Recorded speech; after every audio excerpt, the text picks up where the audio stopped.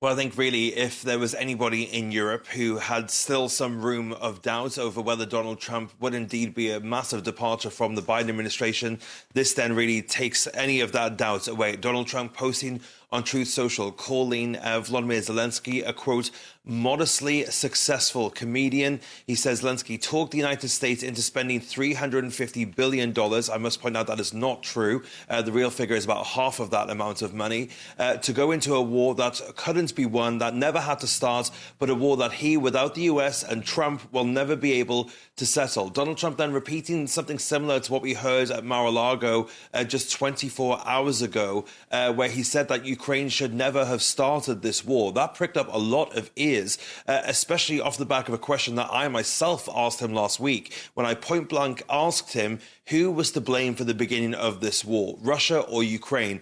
And his answer to me was, I think there's a lot of different people to blame. So this now is the most stark contrast to the Biden administration and to what US policy has been over the last 4 years. Donald Trump really breaking with that. He's now showing how important the US is to Ukraine and showing that the leverage the US has over Ukraine as well. And then perhaps the most shocking line from this post in Truth Social, Donald Trump calls Zelensky a dictator without elections.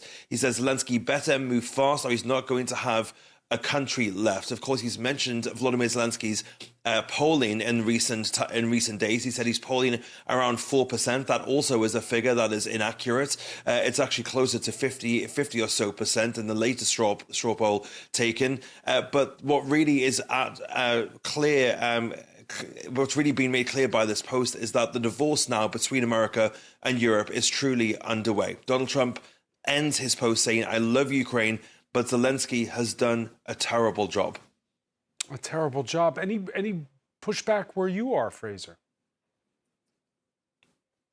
It's still very fresh at the moment. This will obviously anger a lot of Democrats in particular, but there are also some Republicans that will be angered by this as well. I'm thinking particularly about Joe Wilson, who you had on your show just last week or so, Francois.